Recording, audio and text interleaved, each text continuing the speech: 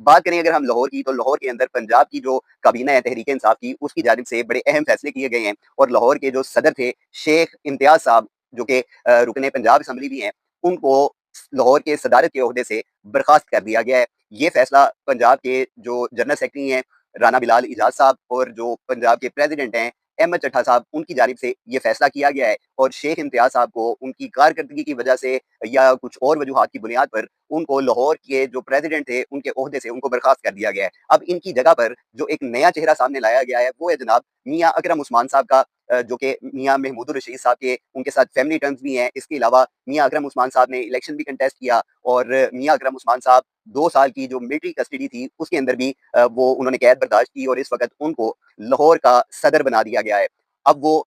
पूरे लाहौर के अंदर जितनी भी तंजीमी बॉडी है, जितनी भी स्ट्रक्चर हैं तहरीक इंसाफ के यूनियन कौंसिल लेवल तक के, वो दोबारा उसको तामीर करेंगे। जो सारी तंजीम साजी होती है पॉलिटिकल पार्टी की, उसको वो एंगेज करेंगे और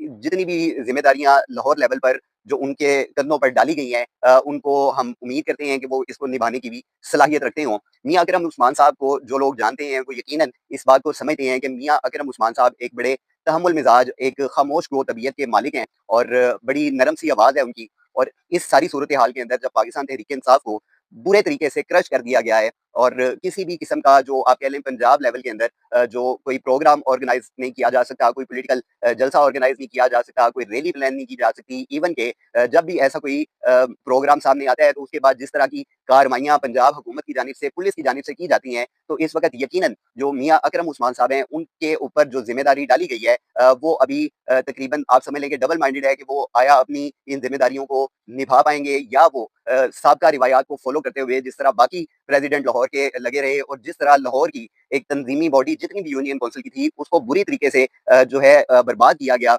और इस सारे टेन्योर के अंदर जितनी भी लीडरशिप थी सीनियर लाहौर की, जो एमएनएस थे, जो एमपीएस थे, जिनको इमरान खान साहब ने खुद टिकटें जारी की थी, वो लोग सिरे से हमें गायब नजर आए। शेख इम्तियाज साहब ने कुछ रैलियां करने की कोशिश की, कुछ वर्कर कन्वेंशन उन्होंने करने की कोशिश की और वो भी हाई कोर्ट की अदलिया की जुरिडिक्शन के अंदर। लेकिन उसके अलावा ओवरऑल अगर हम जायजा लें तो शेख इम्तियाज साहब लाहौर को मैनेज करने में पूरे तरीके से नाकाम हुए थे। और अब जो ये जिम्मेदारी मियाँ अकरम उस्मान साहब को दी गई है, उनकी तबीयत, उनके मिजाज को देख कर ये ख्याल आता है कि क्या इस वक्त लाहौर के जितने बड़े लोग हैं जो असर वसूख रखते हैं, पाकिस्तान तहरीक इंसाफ के पुराने लोग हैं, वो इस फैसले को किस तरीके से ले रहे हैं। मियाँ अकरम उस्मान साहब को किन जो हालात की वजह से ये ओहदा दिया गया, इनके अलावा कौन सी ऐसी शख्सियात थी लाहौर के अंदर जो इस ओहदे का हक रखती थी, ये सारी चीजें हैं और ये आहिस्ता आहिस्ता डिस्कस होकर हमारे सामने आती रहेंगी। लेकिन ये एक बड़ा फैसला सामने